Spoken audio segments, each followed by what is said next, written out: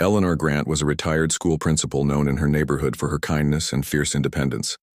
After her husband passed in 2009, she managed her finances meticulously and lived comfortably in her modest ranch-style home. In April 2012, she befriended Samuel Reeves, a charming bank employee in his mid-30s, when she visited her local branch to inquire about investment options. Samuel was professional and attentive, helping her sort through her accounts and even offering home visits to assist with her digital banking, which Eleanor struggled with. Neighbors thought it was strange, but Eleanor assured them Samuel was just being helpful. What she didn't realize was that the man she trusted was studying her habits and her wealth. On August 2, 2012, Eleanor was scheduled to meet her niece for lunch. She never showed up. Her phone rang unanswered, and after 48 hours, her niece called the police. Inside Eleanor's house, nothing seemed out of place, no signs of forced entry or struggle.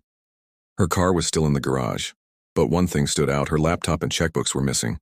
Detectives traced Eleanor's banking activity and noticed something disturbing. In the week before her disappearance, over $47,000 had been transferred out of her account into a series of shell accounts. The IP addresses used for the transactions were traced back to an apartment in Phoenix registered under Samuel Reeves' girlfriend's name. A search warrant revealed Eleanor's missing laptop and forged financial documents bearing her signature. Samuel claimed Eleanor had gifted him the money, but handwriting experts confirmed the signatures were fake. Still, with no body, police lacked hard evidence to press homicide charges. 4 months later, a hiker in South Mountain Park discovered skeletal remains in a shallow grave. Dental records confirmed they belonged to Eleanor Grant. Cause of death was blunt force trauma to the head, likely from a hammer found buried nearby.